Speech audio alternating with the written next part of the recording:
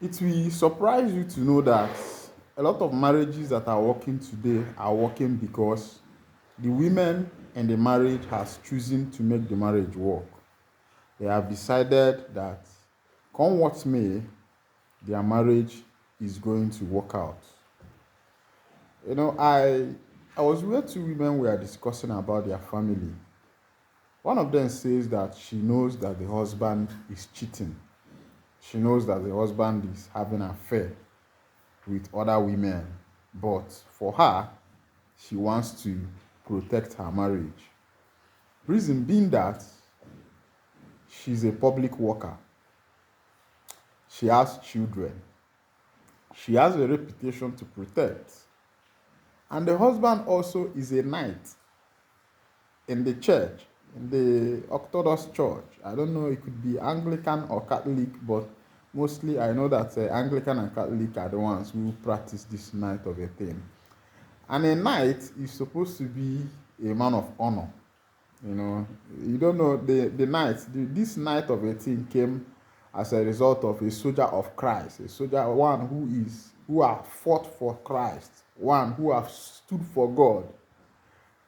And you see a knight cheating, you find that most about percentage of higher percentage of marriages that are working out today are working out because the women in the marriage have chosen to stay.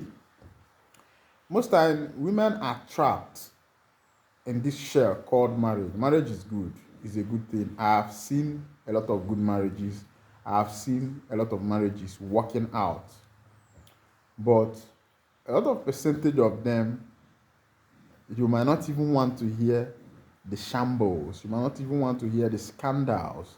You might not even want to hear what is going on inside lots of marriages out there.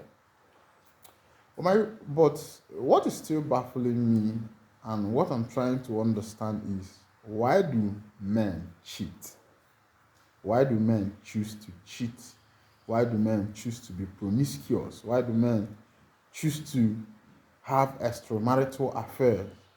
When you have married, you have your wife in the house, the same breast, the same private part, the same body, the same mouth to kiss. I don't think all these things, there is nothing different about them. It is still just the same thing. So the question is, why do men cheat? Why are men really cheating? What do men derive in cheating? What is the main goal? Is it that their wife is not satisfactory? Is it that their wife is not flexible as they want? Is it that maybe their wife is aged? I'm trying to understand what could contribute. Or is it that, the saying goes that men are polygamous in nature, and that is why a lot of men are using as an excuse and they are cheating in their marriage, they are cheating at their wife, and their wife is bearing the brunt of the pain. You don't know. When I saw these women discussing, that was when I understood what the pains that these women are passing through. You could see that both of them were passing through pain. They were matured ladies that, by the look of their stature, the look of things, they have grown children that could be maybe in secondary school or thereabout. Now you could see their pain, you could see their heart pain.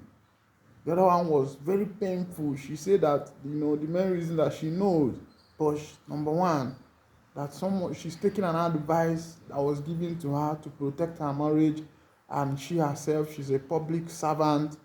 She's holding a higher office in her place of work.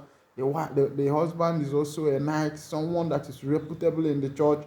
That if she starts raising an alarm, that a lot of people will start questioning about their family, her work will be affected, her husband's position in the church will be affected. Of course, if your husband is a knight, you're automatically a lady. And you could see that this lady was not selfish. She was also protecting the husband. You see, women are beautiful people. Women are people with lovely hearts.